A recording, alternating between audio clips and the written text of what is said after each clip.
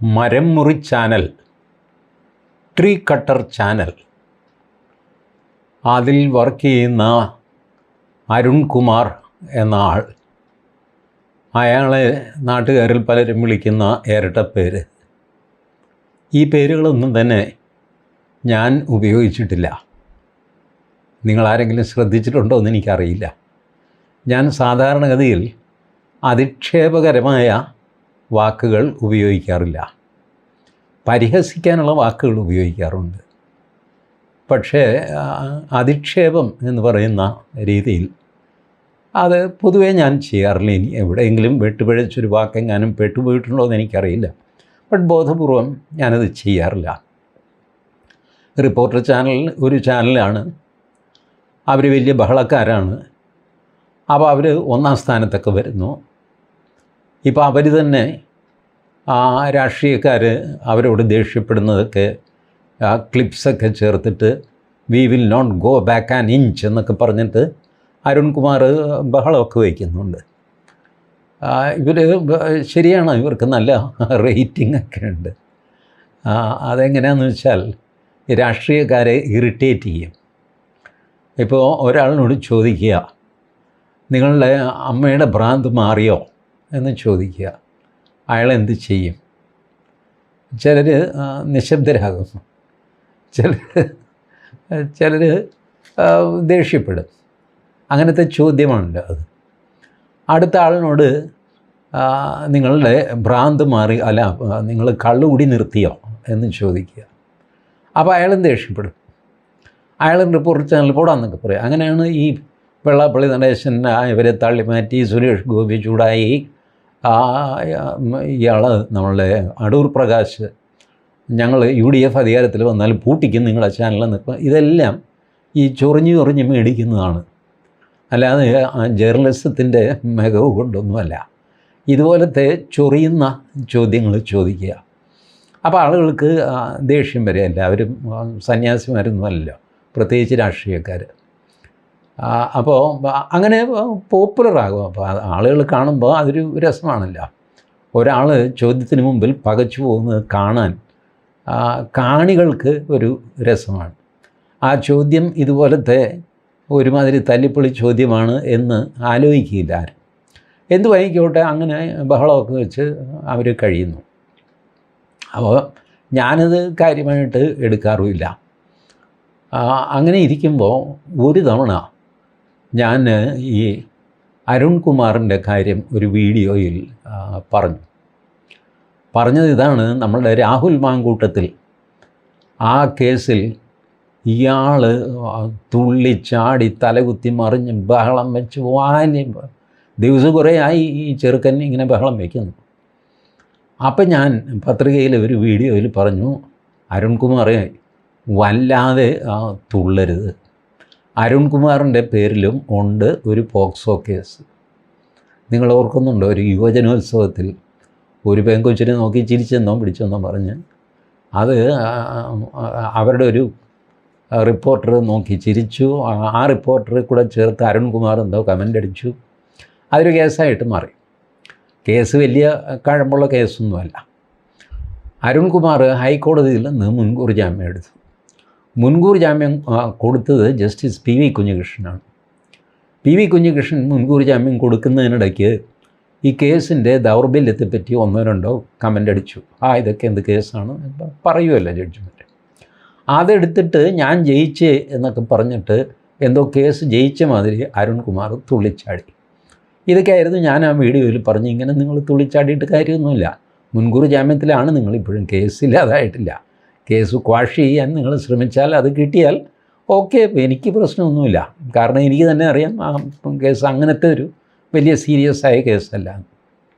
ഏതായാലും അങ്ങനെ ഒരു മന്ത് നിങ്ങളുടെ കാലിലുള്ളപ്പോൾ നിങ്ങൾ രാഹുൽ മാങ്കൂട്ടത്തിൻ്റെ കാലിലെ മന്ത് കാണിച്ച് വല്ലാതെ അങ്ങ് തുള്ളരുത്, ചെറുതായിട്ടൊക്കെ തുള്ളിയാൽ മതി എന്ന് ഞാൻ പറഞ്ഞു.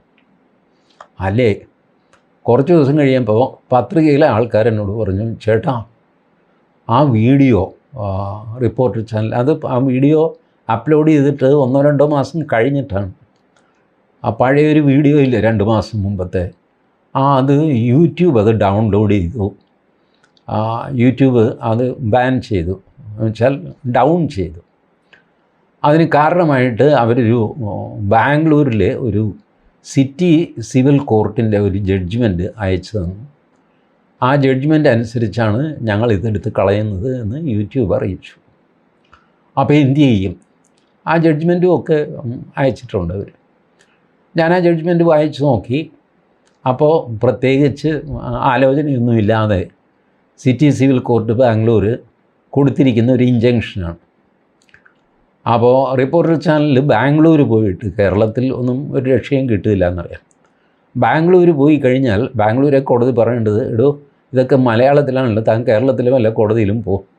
ശരിക്കും പറഞ്ഞാൽ ജൂറിസ്ഡിക്ഷൻ കേരളത്തിലെ കോടതികൾക്കാണ്. പക്ഷേ ഇവർക്കൊരു വാദം ഉന്നയിക്കാം, ഇത് സോഷ്യൽ മീഡിയയാണ്, ഞാനിത് കണ്ടത് ബാംഗ്ലൂർ വെച്ചാണ്, അതുകൊണ്ട് കോസ് ഓഫ് ആക്ഷൻ ബാംഗ്ലൂരാണെന്നൊക്കെ പറഞ്ഞിട്ട് വക്കീലന്മാർ പറഞ്ഞു. ശരി, കോടതി പറഞ്ഞ ആ ഒരു സ്റ്റേ ഓർഡർ കൊടുക്കുന്നു. കോടതി ഇത് കാര്യമായിട്ട് ഗവനിച്ചില്ല. ഇത് എടുത്തു കളയാൻ പറഞ്ഞ URL, മനോരമ, മാതൃഭൂമി, ഏഷ്യാനെറ്റ് ഇവരൊക്കെ ഉണ്ട്. അതിനകത്താണ് ഈ ചെറിയ പത്രികയുടെ ഒരു വീഡിയോയും പെട്ടിരിക്കുന്നത്. ഇതെല്ലാം ഡിഫമേഷനാണ് എന്നാണ് അവരുടെ വാദം. വാസ്തവത്തിൽ റിപ്പോർട്ടർ ചാനലിനെ ഞാൻ ഡിഫെയിൻ ചെയ്തിട്ടൊന്നുമില്ല. വേണമെങ്കിൽ അരുൺകുമാറിന് പറയാം, അയാൾക്ക് പോലും പറയാൻ പറ്റില്ല. കാരണം ട്രൂത്ത് ഒരു ഡിഫമേഷന് കാരണമാകുന്നില്ല. അരുൺകുമാറിൻ്റെ പേരിൽ ഒരു കേസുണ്ടെന്ന് പറഞ്ഞു കഴിഞ്ഞാൽ കേസുണ്ട്, സത്യമാണ്.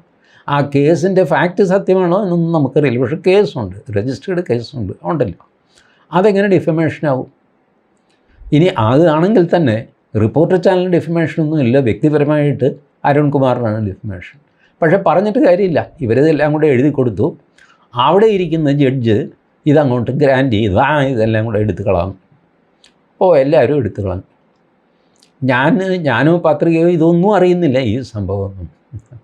അത് കഴിഞ്ഞിട്ട് മറുനാടൻ മലയാളിൽ ഷാജൻസ്കറിയ ഇങ്ങനെ ഒരു പ്രശ്നമുണ്ടെന്ന് പറഞ്ഞപ്പോഴാണ് ഞാനിതറിയുന്നത്. അതും കഴിഞ്ഞ് പിന്നെ ഒരു 10 ദിവസം കഴിഞ്ഞപ്പോഴാണ് ഇത് എടുത്തു കളഞ്ഞു എന്ന് പറഞ്ഞു. അപ്പോൾ ഞാൻ പത്രികക്കാരോട് പറഞ്ഞു, പോട്ടെ, ഇനിയിപ്പോൾ അതിന് വഴക്കുണ്ടാക്കാനും കേസിനും ഒക്കെ ആരൊക്കെ പോകാൻ പറ്റും, ബാംഗ്ലൂർ പോയിട്ടില്ല കേസ് പറയാൻ പോകുന്നു, പോട്ടെ. ഒരു വീഡിയോ അതെന്തോ 10-15,000 പേര് കണ്ടു കഴിഞ്ഞു അതിനിടയ്ക്ക്, ഇനിയിപ്പോൾ അതിനെ ചൊല്ലി വഴക്കൊന്നും വേണ്ടെന്ന് പറഞ്ഞു. അത് പോയി.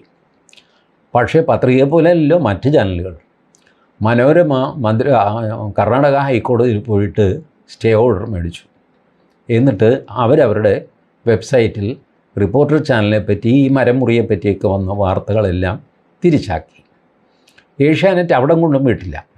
ഏഷ്യാനെറ്റ് ഈ സിറ്റി സിവിൽ കോർട്ടിൽ തന്നെ പോയിട്ട് ഇങ്ങനെ ഒരു സ്റ്റേ ഓർഡർ കൊടുത്തത് ഇത് ഡൗൺ ചെയ്യാൻ പറഞ്ഞു, അന്യായമായി പോകുന്നു, ഞങ്ങളുടെ ഭാഗം കേട്ടില്ലെന്നൊക്കെ പറഞ്ഞിട്ട് അവർ ബഹളം വെച്ചു. അപ്പോഴാണ് ജഡ്ജിക്ക് തലയ്ക്ക് വീഴുന്നുണ്ട്, ഇത് വലിയ അബദ്ധമായി പോയില്ലേ ഈ ഓർഡർ. ആ റിപ്പോർട്ടർ ചാനലിനോട് ചോദിച്ചു, എന്താണ് പോക്കരുത്തനെ ഇത്, what is defamation in this എന്നൊക്കെ പറഞ്ഞു. ആകെ പ്രശ്നമായി. റിപ്പോർട്ടർ ചാനലിലെ വക്കീലന്മാർ പറഞ്ഞു, ഞങ്ങൾക്കറിയില്ല, ഞങ്ങളെ ഇവർ തെറ്റിദ്ധരിപ്പിച്ചതാണ് കക്ഷികൾ. റിപ്പോർട്ടർ ചാനൽ പറഞ്ഞു, ഞങ്ങൾ ഈ പരാതി പിൻവലിക്കാൻ തയ്യാറാണെന്ന് പറഞ്ഞു. ബാംഗ്ലൂർ കോർട്ട് പറഞ്ഞു, അങ്ങനെ പിൻവലിക്കാൻ വരട്ടെ, ഒരു 10,000 രൂപ കെട്ടിവയ്ക്കും ഇവിടെ പിഴ, ഇതുപോലത്തെ തെറ്റിദ്ധാരണ ഉണ്ടാക്കിയതിന്. 10,000 രൂപയൊക്കെ കെട്ടിവെച്ചിട്ട് റിപ്പോർട്ടർ ചാനൽ അവിടെ നിന്ന് ഊരി. ആ ജഡ്ജ്മെൻറ്റ് 10,000 രൂപ കെട്ടിവയ്ക്കാൻ പറഞ്ഞ ജഡ്ജ്മെൻറ്റും എൻ്റെ കയ്യിൽ വന്നു. അപ്പോൾ പത്രികക്കാർ ചോദിച്ചു, ചേട്ടാ നമുക്കൊരു കാര്യം ചെയ്യാം, ഈ ജഡ്ജ്മെൻറ്റ് യൂട്യൂബിന് അയച്ചു കൊടുക്കുക, എന്നിട്ട് ആ വീഡിയോ റീഇൻസ്റ്റേറ്റ് ചെയ്യുക. ഞാൻ പറഞ്ഞു, വെറുതെ എന്ത് കാര്യം, ഒരു വീഡിയോ ഡൗൺ ചെയ്യാൻ അവിടെ കിടക്കട്ടെ, ഇനിയിപ്പോൾ യൂട്യൂബുമായിട്ട് പുതിയൊരു യുദ്ധം തുടങ്ങുക, നമുക്ക് അതിൻ്റെ ആവശ്യമില്ലെന്നും അത് പോയത് പോട്ടെ, അതങ്ങ് വിട്ടു. ഇപ്പം ഞാൻ നിങ്ങളെ അറിയിക്കുന്നതെന്ന് വെച്ചാൽ ഇങ്ങനത്തെ മിസ്ചീഫ് നടത്തുന്ന ടീമാണ് ഈ റിപ്പോർട്ടർ ചാനൽ. ഇവർക്കൊന്നും അവരെ വിമർശിച്ചു കഴിഞ്ഞാൽ ഒട്ടും സഹിക്കില്ല. അവർ വലിയ തമ്പുരാക്കന്മാരാണ്, അവരെല്ലാവരെയും കുറ്റം പറയും. മീഡിയയ്ക്ക് പൊതുവേ ഉള്ള സ്വഭാവമാണ്, റിപ്പോർട്ടർ ചാനലിന് ഇച്ചിരി കൂടുതലാണെന്നേ ഉള്ളൂ. അവരെ വിമർശിച്ചുകൂടാ, അത് സത്യം പറഞ്ഞ് വിമർശിച്ചുകൂടാ. അവർ കള്ളം പറഞ്ഞ് ബാക്കിയുള്ളവരെ വിമർശിക്കും, നമ്മൾ സത്യം പറഞ്ഞു പോലും അവരെ വിമർശിച്ചുകൂടാ. അവർ വലിയ തമ്പുരാക്കന്മാരാണ്. അപ്പോൾ അതാണ് അവരുടെ ഇക്വേഷൻ. ഇപ്പം ഞാനതിന് ഇതിന് വഴിയിട്ട് മല്ലിടാനൊന്നും പോകുന്നില്ല, എന്ത് കാര്യമെന്ന്. അപ്പോഴാണ് ഈ ആഴ്ച നമ്മളുടെ മുട്ടിൽ മരം മുറി കേസ്, ഇതുവരെ എനിക്കറിയില്ലായിരുന്നു മുട്ടിൽ മരം മുറി കേസ്. അറിയണമെങ്കിൽ മാർഗമുണ്ടായിരുന്നു. ഞാൻ അറിയാൻ ശ്രമിച്ചില്ല. കാരണം ഞാനൊരു ലാർജർ പബ്ലിക് ഇൻട്രസ്റ്റ് ഉള്ള കേസുകൾ മാത്രമാണ് നിങ്ങളുടെ മുമ്പിൽ അവതരിപ്പിക്കുന്നത്. അല്ലാതെ ഒരാൾ മരം മുറിച്ചു, ഫോറസ്റ്റുകാരെ അല്ലെ പിടിച്ച് ജയിലിലിട്ടു, 4 ദിവസം കഴിഞ്ഞപ്പോൾ തുറന്നു വിട്ടു, കേസായി. ഇതിൽ പബ്ലിക് ഇൻട്രസ്റ്റ് എന്താ? വേണമെങ്കിൽ നമുക്ക് പറയാം, നമ്മളുടെ പരിസ്ഥിതിയെ ദ്രോഹിക്കുന്ന രീതിയിൽ മരങ്ങൾ മുറിച്ചു എന്നൊക്കെ പറഞ്ഞ് വളച്ച് കെട്ടിയൊക്കെ പബ്ലിക് ഇൻട്രസ്റ്റ് കൊണ്ടുവരാം. ഞാൻ അതിന് മെനക്കെട്ടില്ല. ശരി, 10 കുറച്ച് മരം വെട്ടി, അതെന്തോ അയാൾ കടത്താൻ ശ്രമിച്ചു, പോലീസുകാർ പിടിച്ചു, അതിനെന്താ ഇപ്പോൾ ഇത്ര കാര്യം? ഇത് കാശുള്ളവരിങ്ങനെയൊക്കെയാണ് ചെയ്യാറുള്ളതെന്ന് പറഞ്ഞിട്ട് ഞാനതങ്ങ് വിട്ടിരുന്നു. പക്ഷേ ഇവരുടെ ഈ വല്ലാത്ത ഇളക്കം കണ്ടു കഴിഞ്ഞപ്പോൾ ഏറ്റവും ചെറിയ, ആരെയും ശല്യം ചെയ്യാതെ ഒതുങ്ങി ജീവിക്കുന്ന പത്രികാ ചാനലിനെ വരെ നോട്ടമിട്ടിട്ട് അതിൻ്റെ വീഡിയോ എടുത്ത് അമ്പടാ. അങ്ങനെയാണെങ്കിൽ ഒന്ന് അന്വേഷിക്കണമല്ലോ, കാര്യം ഇവരും നമ്മളറിയണമല്ലോ. അവരെ ഒന്നും ചെയ്യാനൊന്നുമല്ല, അവർ കോടീശ്വരന്മാരാണ്. ഞാൻ വിചാരിച്ച അവരെ എന്ത് ചെയ്യാൻ? പക്ഷേ നമുക്ക് വിവരം അറിഞ്ഞിരിക്കണമല്ലോ. അങ്ങനെ ഞാൻ അന്വേഷിച്ചപ്പോഴാണ് ഈ മുട്ടിൽ മരമുറി കേസിൻ്റെ അഡീഷണൽ ഡിസ്ട്രിക്ട് ജഡ്ജ് കൽപ്പറ്റ, അവരുടെ judgement 31st day of January അതെൻ്റെ കയ്യിൽ കിട്ടുമ്പോൾ 4th February അപ്ലോഡ് ചെയ്തൊക്കെ വരണമല്ലോ. ജില്ലാ തലത്തിലുള്ള ജഡ്ജിമാർ സാധാരണ 4-5 ദിവസം അവർക്ക് അനുവദിച്ചിട്ടുണ്ട്. വിധി പറഞ്ഞു നേരിച്ചിട്ട് ഉടൻ തന്നെ അത് വെബ്സൈറ്റിൽ അപ്ലോഡ് ചെയ്യണമെന്നില്ല. ഏതായാലും 31-ാം തീയതി ജാനുവരി 31-ൻ്റെ ജഡ്ജ്മെൻറ്റ് ഫെബ്രുവരി 4-ന് എൻ്റെ കയ്യിൽ കിട്ടി. അതിന് മുമ്പ് വേണമെങ്കിലും എനിക്കിത് ചെയ്യാമായിരുന്നു. കാരണം പത്രവാർത്ത ടി വിയിൽ ഒക്കെ വന്നിരുന്നു. ഞാൻ സാധാരണഗതിയിൽ നിങ്ങൾക്കറിയാമല്ലോ, ജഡ്ജ്മെൻറ്റ് കയ്യിൽ കിട്ടാതെ ഞാൻ സംസാരിക്കാറില്ല. ആവുന്നതും പിന്നെ ചിലപ്പോൾ അപൂർവം കേസിൽ ആ ജഡ്ജ്മെൻറ്റിൻ്റെ ആവശ്യമില്ല എന്ന് തോന്നുന്നിടത്ത് മാത്രം ഞാൻ പത്രവാർത്തയെ ബേസ് ചെയ്ത് പറഞ്ഞിട്ടുണ്ട് നിങ്ങളോട്, ഇല്ലെന്നല്ല. ബട്ട് മാക്സിമം ഞാൻ ഒരു കാര്യം കോടതി വിധിയെപ്പറ്റി പറയുമ്പോൾ ആ കോടതി വിധി എൻ്റെ കയ്യിലുണ്ടാവും. ഈ വിധിയും എൻ്റെ കയ്യിലുണ്ട്. 31 പേജുള്ള വിധി കയ്യിൽ വെച്ചിട്ടാണ് ഞാൻ നിങ്ങളോട് സംസാരിക്കുന്നത്. ഈ വിധി in the court of the additional district judge 1 Kalpetta Wayanad. Additional district judge 1-ൻ്റെ പേര് ശ്രീമതി AV മൃദുല. അവരാണ് ഈ ജഡ്ജ്മെൻ്റ് എഴുതിയിരിക്കുന്നത്. ഇതിൽ ഒരു സിവിൽ മിസ്ലേനിയസ് അപ്പീലാണിത്. അപ്പീല് ഈ ഫോറസ്റ്റ് ഓഫീസറുടെ DFOയുടെ ഡിവിഷണൽ ഫോറസ്റ്റ് ഓഫീസർ അങ്ങേരുടെ ഓർഡറിനെതിരെയുള്ള അപ്പീലാണ്. അപ്പീൽ കൊടുത്തിരിക്കുന്നത് Roji Augustine, aged 47 years, son of late Augustine, Moonganiyil house, Vazhavatta PO Wayanad. ഇതാണ് അദ്ദേഹത്തിൻ്റെ മേൽവിലാസം. ഡിവിഷണൽ ഫോറസ്റ്റ് ഓഫീസറാണ് റെസ്പോണ്ടൻറ്റ്. അപ്പോൾ ഇത് പ്രശ്നം എന്താണെന്ന് വെച്ച് കഴിഞ്ഞാൽ, ഈ ഈട്ടിത്തടി പരശു എന്ന ആളിൻ്റെ പറമ്പിൽ നിൽക്കുന്ന ഒരു ഈട്ടിത്തടി ഈ റോജി അഗസ്റ്റിൻ കാശ് കൊടുത്ത് വെട്ടിക്കൊണ്ടുപോയി. കാശ് കൊടുത്തിട്ടാണ് കേട്ടോ, മോഷ്ടിച്ചതൊന്നുമില്ല. കാശ് കൊടുത്ത് വെട്ടിക്കൊണ്ടുപോയി. പോണ വഴിക്ക് ഈ തടി മുറിക്കാൻ ഉപയോഗിച്ച ഇലക്ട്രിക് വാളും അല്ലാത്ത വാള്, കോടാലി, കത്തി, അതിൻ്റെ കഷ്ണം, ഇത് എല്ലാം കൂടെ ഫോറസ്റ്റുകാരൻ പിടിച്ചു. തടിയും പിടിച്ചു, മറ്റ് കഷ്ണങ്ങൾ, ശേഖരങ്ങൾ ഒക്കെയുണ്ട്, വിലപിടിപ്പുള്ള സാധനങ്ങൾ. ഇതെല്ലാം കൂടെ ഫോറസ്റ്റുകാരങ്ങ് പിടിച്ചു, സീസ് ചെയ്തു.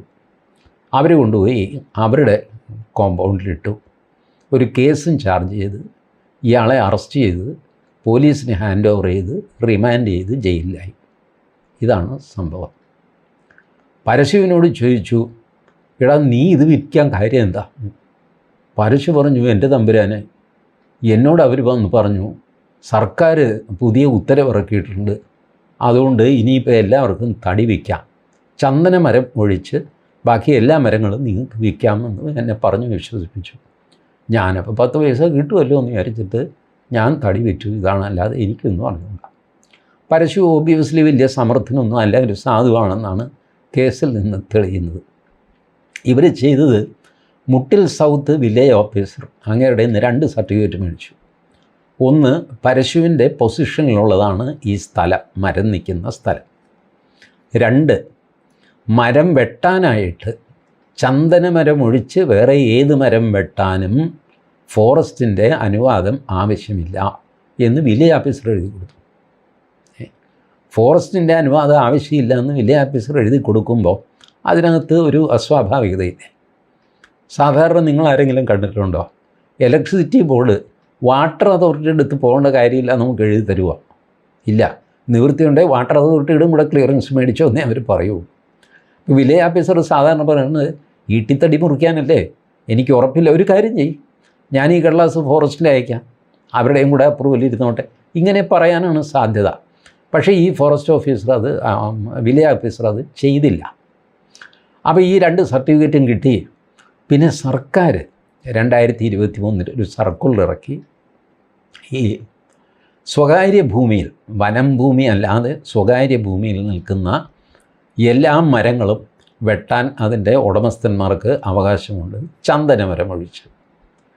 ബാക്കി മരങ്ങൾ അവർ വെട്ടുമ്പോൾ ഏതെങ്കിലും ഉദ്യോഗസ്ഥൻ തടസ്സം നിന്നു കഴിഞ്ഞാൽ അവൻ്റെ മൂട്ടുകല്ല് തല്ലി ഒടിക്കുന്നു പറഞ്ഞിട്ട് സർക്കാർ ഒരു സർക്കുലർ, ഒരു അപൂർവ സർക്കുലറാണ്. സാധാരണഗതിയിൽ ചെയ്യേണ്ട കാര്യങ്ങൾ പറഞ്ഞ് സർക്കുലർ ഇറക്കും എന്നുള്ളതല്ലാതെ അത് ചെയ്തില്ലെങ്കിൽ ഡിസിപ്ലിനറി ആക്ഷൻ എടുക്കും എന്ന് ഭീഷണിപ്പെടുത്തേണ്ട കാര്യമില്ല. ഡിസിപ്ലിനറി ആക്ഷൻ എടുക്കുമല്ലോ പറഞ്ഞ കാര്യം ചെയ്തില്ലെങ്കിൽ. പക്ഷേ ഈ സർക്കുലറിൽ അതുണ്ട്. Disciplinary action, strict action will be taken against the officers who create hurdles എന്നൊക്കെ പറഞ്ഞിട്ട് ബം എന്നൊക്കെ പറഞ്ഞിട്ടാണ് സർക്കുലർ. ഈ സർക്കുലർ ഇറക്കിയ ആശാൻ നമ്മുടെ ഡോക്ടർ ജയതിലകാണ് എന്ന് പറയപ്പെടുന്നു കേട്ടോ. വെരിഫൈ ചെയ്യണം. ഇപ്പോൾ ചീഫ് സെക്രട്ടറി ആയിരിക്കുന്ന ആൾ ഈ ജയതിലകായിരുന്നു അന്നിരുന്നത് എന്ന് ഞാൻ മനസ്സിലാക്കുന്നത് എൻ പ്രശാന്ത് IASൻ്റെ ഒരു ഫേസ്ബുക്ക് പോസ്റ്റിൽ നിന്നാണ്. എൻ പ്രശാന്ത് നുണ പറഞ്ഞിട്ടില്ല എന്നാണ് എൻ്റെ വിശ്വാസം.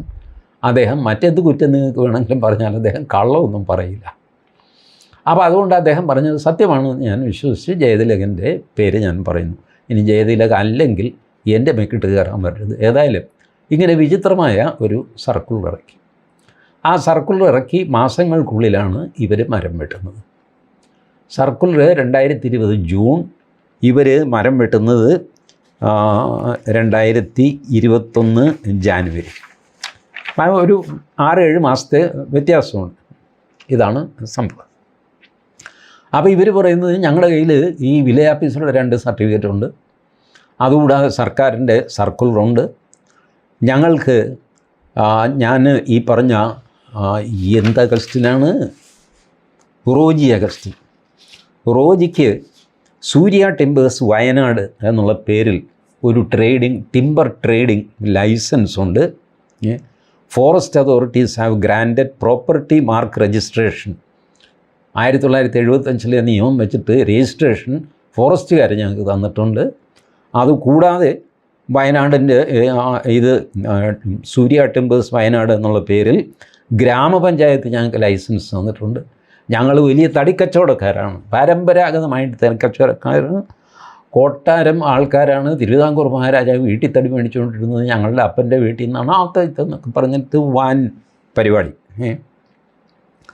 അപ്പോൾ എന്നിട്ട് ജാനുവരി 2021 ഈ പരശുവിൻ്റെ വീട്ടിൽ നിന്ന് ഈട്ടിത്തടി മുറിച്ചു.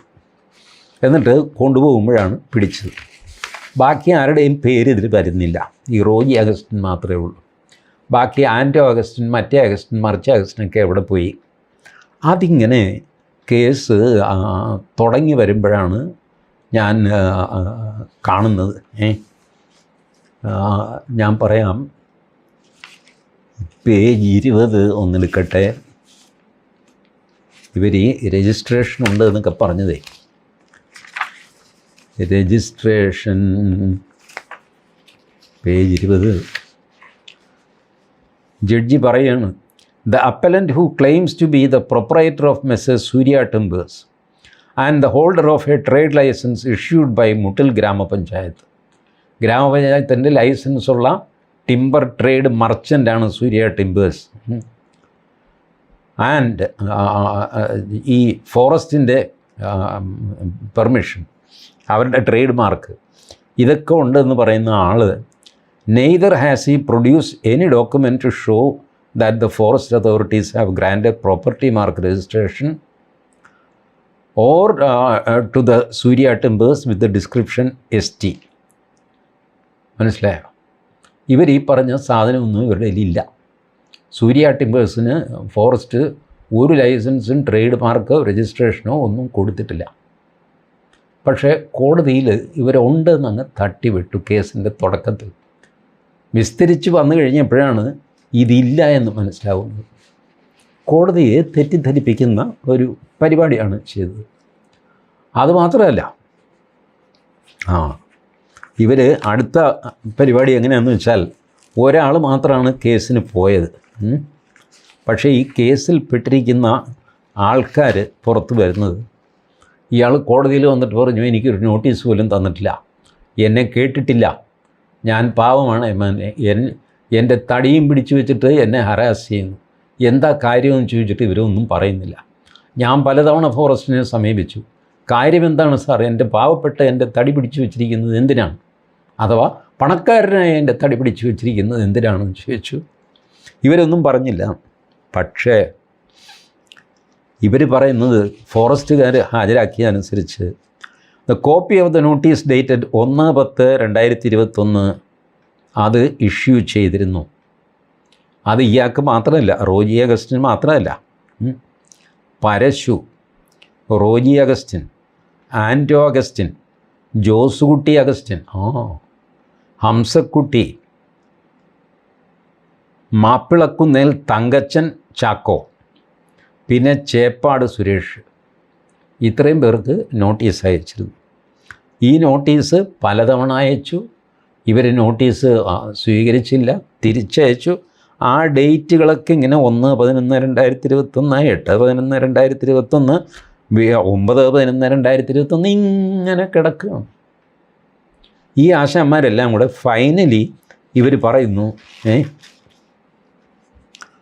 In the reply dated 1/3/2022 the appellant admitted that, ഇത് കോടതി ചോദ്യം ചെയ്ത് വന്നപ്പോഴാണ് അഡ്മിറ്റ് ചെയ്യുന്നു, the fact that he had purchased several logs of rosewood timber, ഒരുപാട് വീട്ടിത്തടി മേടിച്ചു, ഫ്രം 41 ഡിഫറൻറ്റ് ലാൻഡ് ഓണേഴ്സ്,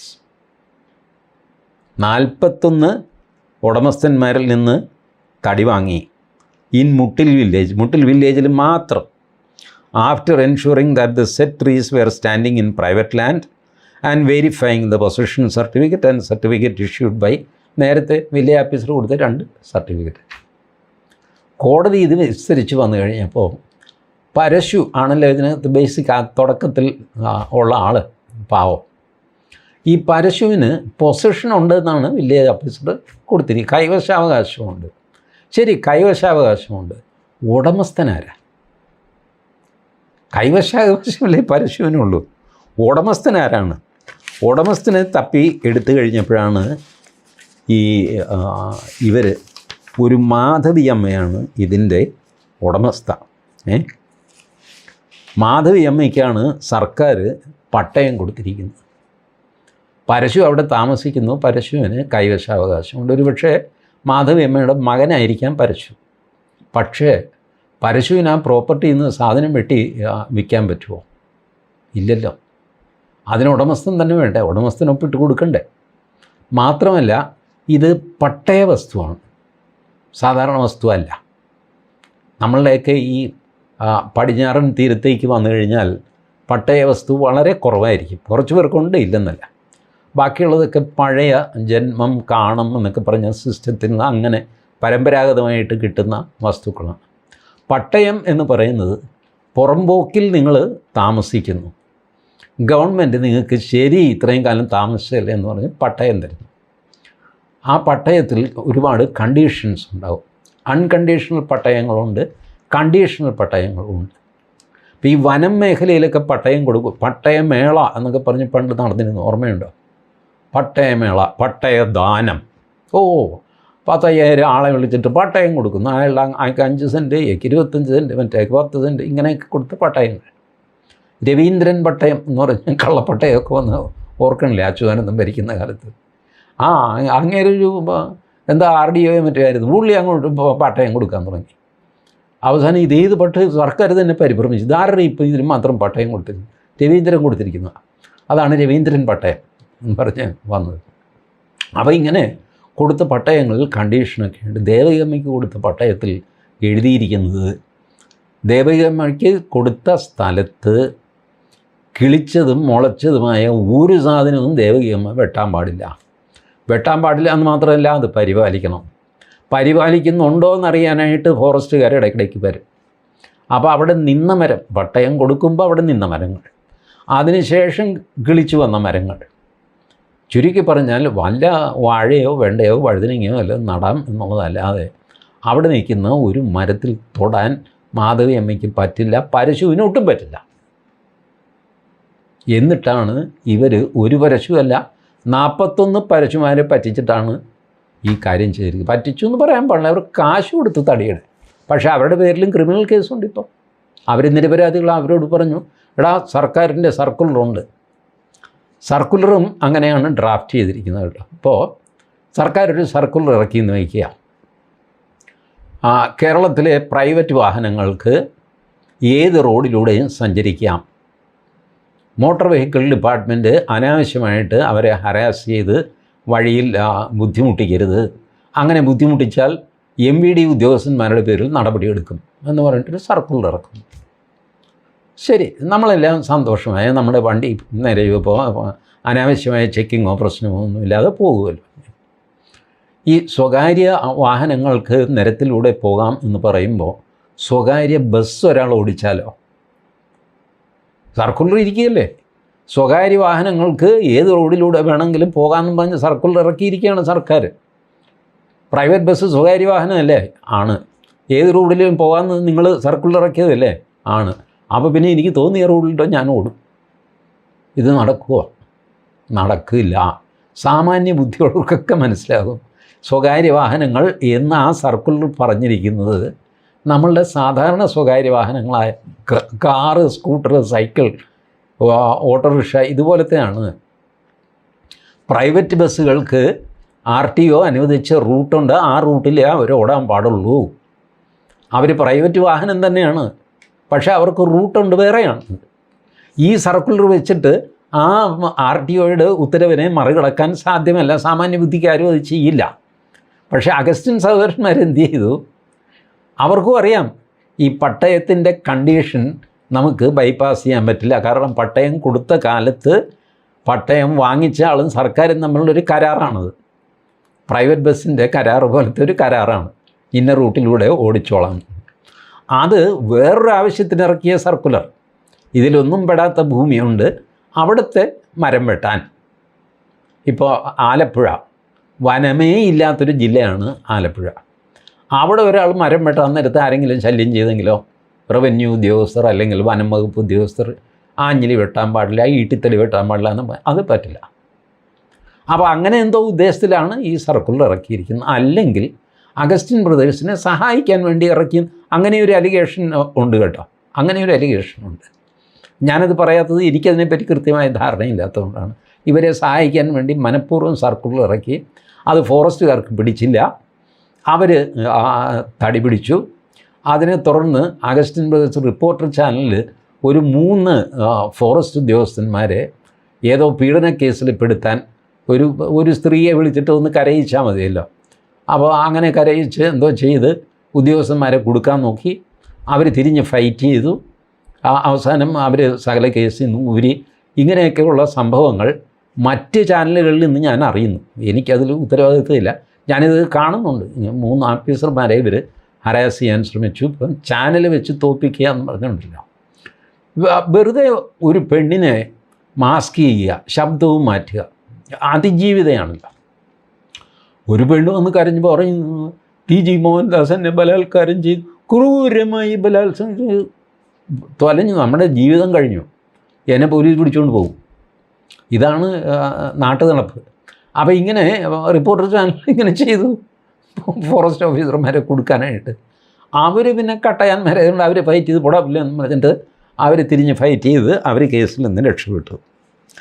ചുരുക്കി പറഞ്ഞ് കോടതി പറയുന്നത്, നിങ്ങൾ ഈ തൊടു ന്യായമൊക്കെ കൊണ്ടുവന്നിട്ട് ഇതിനിടയ്ക്ക് ഇവർ ആർഗ്യൂ ചെയ്യുന്നുണ്ട്, ഈ ഓതറൈസ്ഡ് ഓഫീസർ അല്ല ഇത് പിടിച്ചെടുത്തത്, തടി പിടിച്ചെടുത്തത്, അസിസ്റ്റൻ്റ് ഓതറൈസ്ഡ് ഓഫീസറാണെന്നൊക്കെ പറഞ്ഞ് ന്യായമൊക്കെ കൊണ്ടുവന്നു.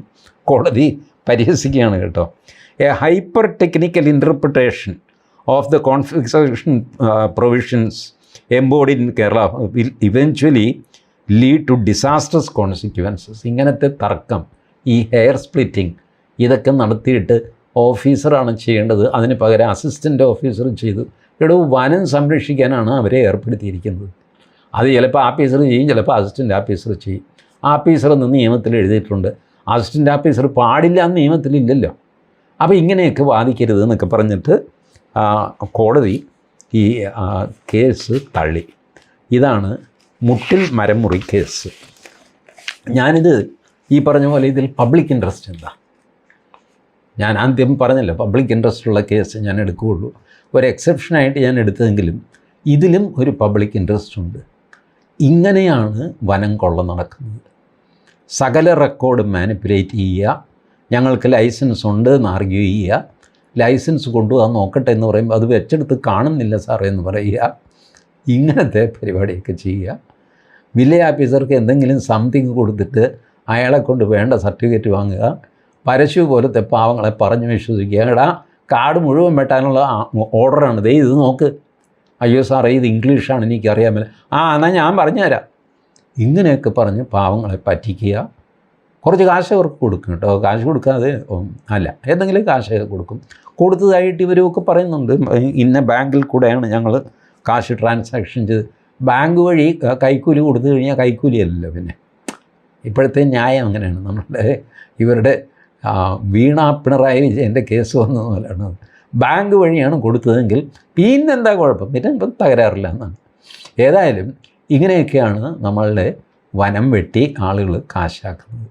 ഇതിൽ 100 കൊല്ലത്തിലധികം പഴക്കമുള്ള ഈട്ടിത്തടികൾ ഉണ്ടെന്നും ഒക്കെ ഫോറസ്റ്റുകാർ ഈ കോടതിയിൽ ബോധ്യപ്പെടുത്തുന്നുണ്ട്. അപ്പോൾ 100 വർഷം പഴക്കമുള്ള ഒരു ഈട്ടിത്തടി ഉണ്ടാക്കിയെടുക്കാൻ പ്രകൃതി എത്ര ബുദ്ധിമുട്ടി കാണും. ഇതൊക്കെ നമ്മളെന്തിനാ ഇത് സൂക്ഷിച്ച് വെട്ടി അങ്ങ് നമുക്ക് കെട്ടിടം പണിഞ്ഞ് അങ്ങ് പോകരുതോ? പോരാ, നമുക്ക് പിന്നാലെ ഒരു തലമുറ വരുന്നില്ലേ, അവർക്കും മരം വേണ്ടേ? എല്ലാം വെട്ടി ചാപ്പിട്ട് നമ്മളങ്ങ് തിന്നിട്ട് പോകാൻ പോയി ക്വാറി മലയും എല്ലാം തുറന്ന് എല്ലാം കഴിഞ്ഞു. പിള്ളേർ വലുതായി കഴിയുമ്പോൾ അവർ നോക്കുമ്പോൾ ഒന്നുമില്ല, മരുഭൂമിയാണ്. എന്ത് ചെയ്യും അവർ? അപ്പോൾ പിന്നാലെ വരുന്ന തലമുറയ്ക്കുള്ളതും കൂടെയാണ് ഈ പരിസ്ഥിതി. അവിടെ നിന്ന് ഇഷ്ടം പോലെ വെട്ടിക്കൊണ്ട് കാശുണ്ടാക്കാൻ ആൾക്കാരെ അനുവദിക്കാൻ പാടില്ല. അതാണ് ഈ കേസിലെ പ്രൈവറ്റ് ഇൻട്രസ്റ്റ്. അതല്ലാതെ റിപ്പോർട്ടർ ചാനൽ കിടന്ന് ബഹളം വെച്ച് കഴിഞ്ഞാൽ എനിക്കെന്താ, വെച്ചോട്ടെ എന്ന് വയ്ക്കും. അപ്പോൾ ഈ ഒരു കാര്യം നിങ്ങളെ അറിയിക്കാൻ വേണ്ടിയിട്ടാണ് ഈ വീഡിയോ. അല്പം നീണ്ടുപോയി എന്ന് എനിക്കറിയാം, എന്നാലും ക്ഷമയോടെ കേട്ടതിന് താങ്ക് യു.